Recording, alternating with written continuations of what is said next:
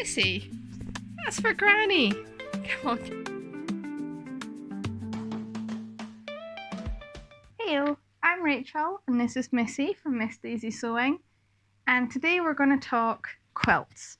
So Mother's Day is coming up, but this is that time of the year where it's absolutely miserable outside. It's cold, we've got snow, we keep getting teased with spring, the snowdrops are up, but it's still pretty miserable. So I want for my mum to bring in a touch of summer for the Mother's Day this year. So I'm thinking a tropical themed quilt, like pineapples, pina coladas, all that kind of stuff. As you can see, I like making quilts, but I am entirely self-taught. So there's a couple of techniques I haven't tried or I'm just not very confident with. So whilst we're on this journey, I'm going to try and see if I can find something with points, maybe curves, and possibly some paper piecing. We'll see what I can find. So yeah, the plan is to have you come along with me. We're going to deep dive into Google, see what we can find in terms of patterns, and hopefully, in time for Mother's Day, put together something really fun and colourful and really nice for my mum. So, how's that sound, sweetie? Eh? We'll have some cuddles first, then on to Google. So I found this cute pineapple quilt by Jackie Badesky, and I'm currently just cutting out all the pieces. So I'm reading through the scrap box and sorting it out by colour. So I've got some greens and some yellows and oranges, and we're getting this cut. So there we are, we've got 8 greens, 20 yellows and 10 whites. So now on to assembly. So this here is called chain stitching, where I'm just literally using the next piece to sort of push along and I'm not cutting in between each section. From there I'm adding those little pairs into other pairs to get that 4 across, and you can already see here how quickly this pineapple is assembling, just putting these blocks together. So this was a really nice and easy strong start for the quilt. Oh, and also the little white halves, this one just calls for you to stitch the coloured and the white together and then just fold it over to get that half. Some of them do call for it to be done differently, but that's how I did it in this square. And now here we are, we've got the top of the pineapple and the bottom of the pineapple, and I'm just going to sort of attach them in the middle here. So I've been pressing as I go just to try and keep everything nice and neat and flat. But yeah, really pleased with this. I'm going to pop a sort of border around the edge just to kind of finish it, but really strong start for this quilt, really pleased with this. We're continuing on the plant theme with this palm leaf patchwork block from the Barina website, Bernina, and it says here it was originally released in like 22, I think it said? Yeah, 1922, so that's pretty cool. So I've cut out the template pieces, which are all of these. I made a wee note for which letter refers to which part. Ignore the shoddy handwriting. So we'll get these cut out, and for this one I'm going to have a palm sort of in like diagonal corners, and then in opposite corners just doing a sort of fun bright fabric that complements, just to sort of bulk out the quilt a little bit and add some more colour and texture. So here I am organising the pieces, just trying to make sure I get each side right before I start tracing these out and cutting them. In hindsight, I probably should have dug out my rotary cutter for this, but I just traced it out and then cut them out with a pair of scissors.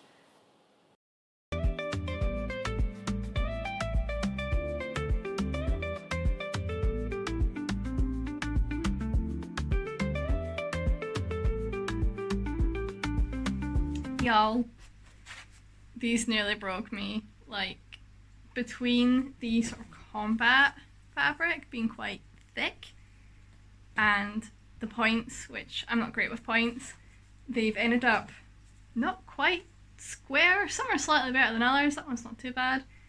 Some of them are really quite squiffy. But that's okay, that's not a mistake, it's a unique embellishment. And we're doing this quilt partly to practice these sort of techniques, which I'm not very good on and still learning myself. The tutorial on this page was definitely designed for people who quilt already, because it was literally just like, oh, just bear in mind, do it this way, and it will stop it going squint. And I didn't quite understand what it meant, but I figured it out on the second round with the lighter fabric, so that half has turned out better. When I do them again, I don't think the finished block was worth the effort. Like, it was a lot of cutting, and I probably should have done more pressing. To be fair, I probably should have pressed more, but they're going to go in the quilt. I think they'll look great fun on the quilt, but I'm not going to do a whole quilt with these palm trees because I think I would be here forever. But yeah, so on to the next block. So I kind of knew from the onset I really wanted a pina colada glass, but I could not for love nor money find a free block for one. So if you can't find one, let's make one. This is the easy design software that came with my sewing machine, and guys, it is not easy. This is a very steep learning curve with this software. It's like the worst version of Paint you've ever come across, but I managed to cobble together something, and I was quite pleased with the final design here. I won't lie, there is something quite mesmerising watching this at times 100.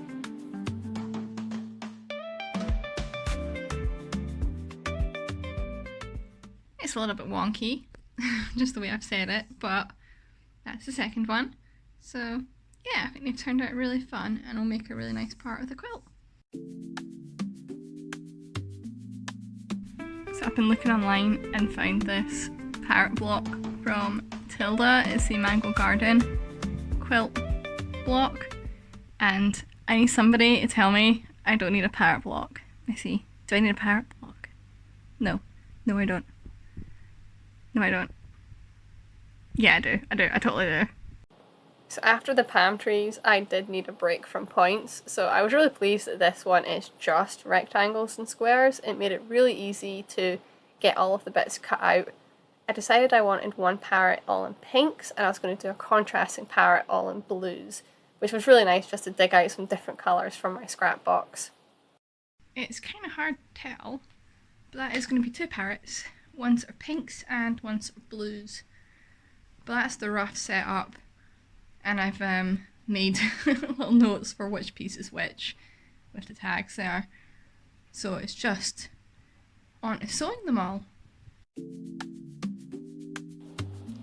So this assembled together like a dream. It just worked really nicely, and as you can see, I worked both parrots sort of in tandem just to make life easier and keep me on better track on what one was what. And yeah, as you can see, we have two parrots, nice and easy. Totally recommend this pattern.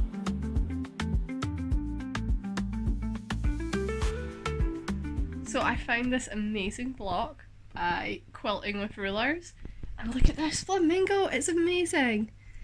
So it's paper piecing, which I've never tried before, but I've watched some tutorials, so hopefully I think I have the right idea. So we're just going to try it and see how it goes. Fingers crossed for me, guys. So the idea of the paper piecing is almost a sort of fabric by numbers. You fill in each section, you fold it back, trim your seam allowance and pop in the next section. And I really struggled with this actually. It wasn't very intuitive, the way to fold the fabric so that you would fill in that square, but I kind of got there in the end. So I've pressed all the blocks and trimmed them, so we'll see how these go once we get them the next part assembled. This project has drawn blood. Covered in cuts here. Definitely user error. It's got nothing to do on the technique. Absolutely running before I can walk with this, but we're getting there. I'm excited to see how it comes out. So it was the final assembly, which was quite nice, being able to sort of see it come together. And then plucking out all of that paper, which was remarkably more time consuming than you would have expected. There we go, popped a border on. And that's the flamingos done. I frustratingly ran out of green for this part, but I think the leaves just here, because they're all consistent, I think I can get away with it. Yeah, I would do paper piecing again, but I think on a simpler pattern, I think this was actually a bit complicated for my first go. I mean, it looks fine. I'm happy with it. It reads flamingo, but I think I would like to practice some more on some simpler designs just to really nail down the technique, because yeah, the backs are shocking on these. Like, I ended up just giving up with the neat seam allowance. The joys of a heavy duty sewing machine. So yeah, on to the next one.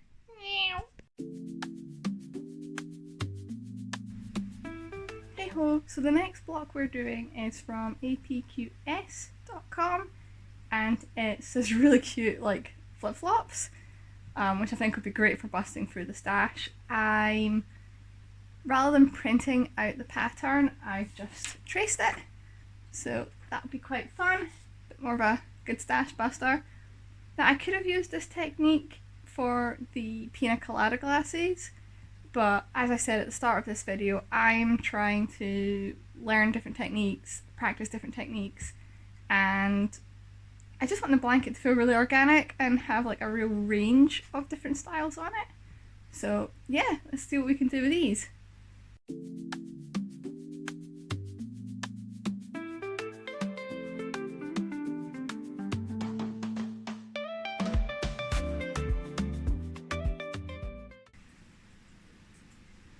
So that's everything cut, and the plan is now to use a sort of fusible interfacing to get the sort of flip-flops onto the back, and then the little band as well, and then I will top stitch. I'm just going to use a little zigzag just to go around the edges, just to make sure everything is securely stuck down. But yeah, really happy with how quickly these are coming together, so let's get on with it. So after the interfacing, we then just top stitched it all down.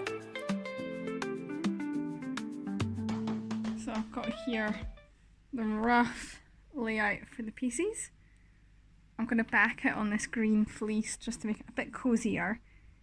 So with the pina coladas, I'm going to add an extra bit of fabric and turn them into a square.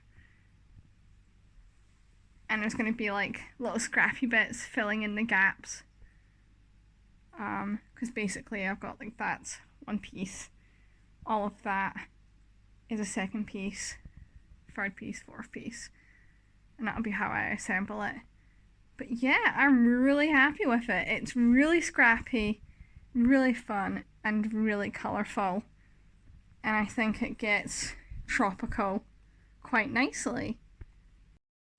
So it's time to start assembling this, and I've sort of roughly matched it up and filled in a couple of gaps with those bumblebees.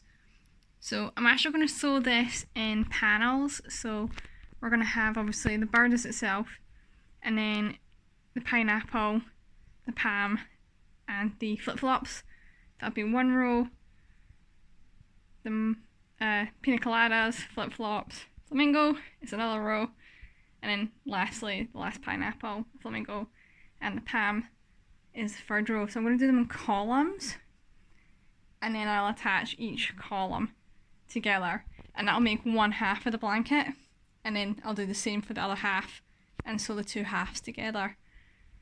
And yeah, it's really fun, really colourful, which is exactly what we wanted. This is probably my favourite part of the quilt making process. So we're on the home stretch. We're just putting down the fleece, the batting, and then the top.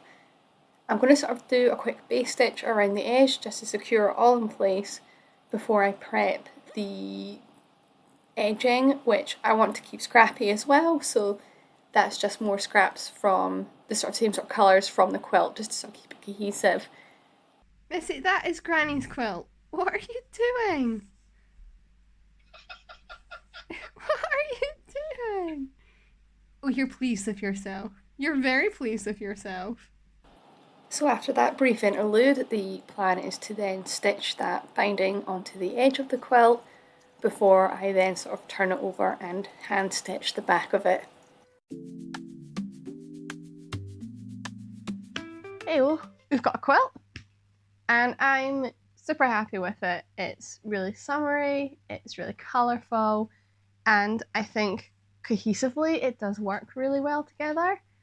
Are you joining us? Have you come? Granny won't mind. Yeah, it cohesively all works together. I deliberately did use like this really bright pink in a couple of different places, like it's on the straps of the sandals, the margarita glasses, the border here, just to try and sort of cohesively pull it all together to make it look a bit more like I'd pre-planned this project. As you've seen, it was very much a, oh, that block looks fun kind of assembly, which is good. I didn't get to do curves or anything like that, so I think another quilt project will be happening in the future. So if you've got any themes or ideas, do throw them in the comments below. Always on the lookout for more ideas. But yeah, so not yet giving it to my mum. She won't mind that her granddoggy daughter, I should say, has already christened it. Hey, sweetie. You kind of get used to that with crafts from this house. Like Missy will inevitably have rolled on the fabric or something. Like she likes to leave her mark, don't you, my dear? So yeah, that's that. She'll be getting gifted this after this video is aired, so I won't be able to give you an update on what she thinks of it, but I'm sure she's gonna love it. It's turned out, yeah, really nice. Like the fleecy back was definitely the right idea because it's got a really nice weight to it and it's still super snuggly. So yeah, really pleased with it. Now I've got to get this dog off. That might take a while. Until the next time, I'll see you then. Bye.